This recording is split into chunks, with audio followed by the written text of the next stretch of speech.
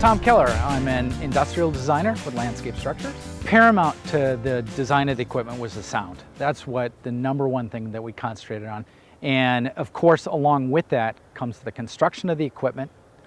So the durability, how it lasts in an outdoor setting, that is who we are as a company, and that's what we concentrated on. The mechanics that were involved in each of the pieces in the music line really employ a very, again, sophisticated and yet simple element in how they're attached to the steel backer, to the actual placement and the node points of each note, and how we can hold them rigidly in an outdoor environment, and again, how they're going to last. What's going to make this so much different than what's currently in the field.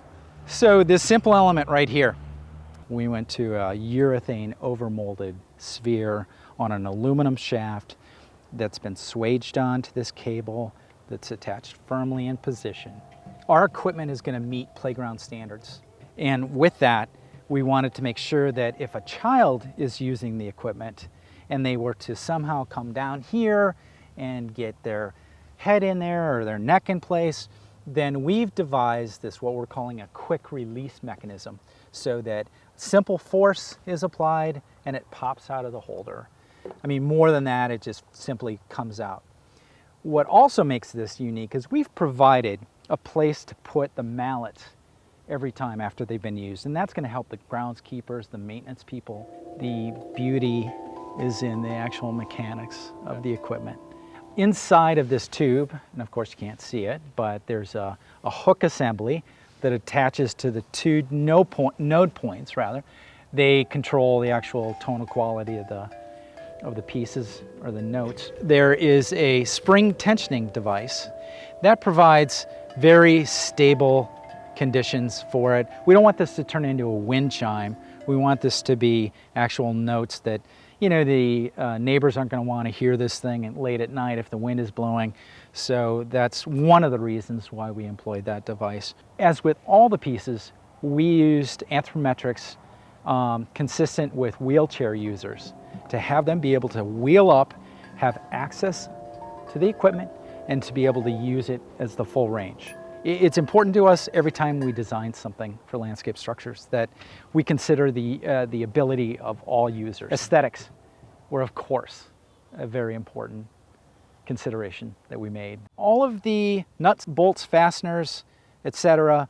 are not visible. We of course use them. They're a very important part of each of the designs, but they're not easily apparent. And we wanted the designs to be very clean, very aesthetically pleasing, contemporary, and so all the material choices, including the fasteners, etc., were part of the design aesthetic. For as simple as these look, this is one element that we spent a lot of time on.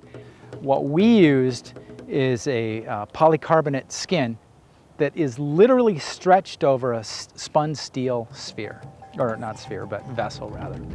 And along with that, because it is under tension, we're able to produce a more true drum sound.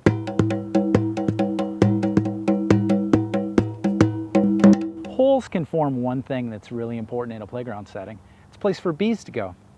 So if this was left open, the sound would be just as good, but we would invite critters, bees, spiders, etc., to the inside of these vessels, and that's something that we didn't want. Here it is, LSI's new music line, what we call Rhapsody. 6 different components, each unique, each has a different sound, each is true to LSI's commitment to quality, durability, and most importantly, good looks.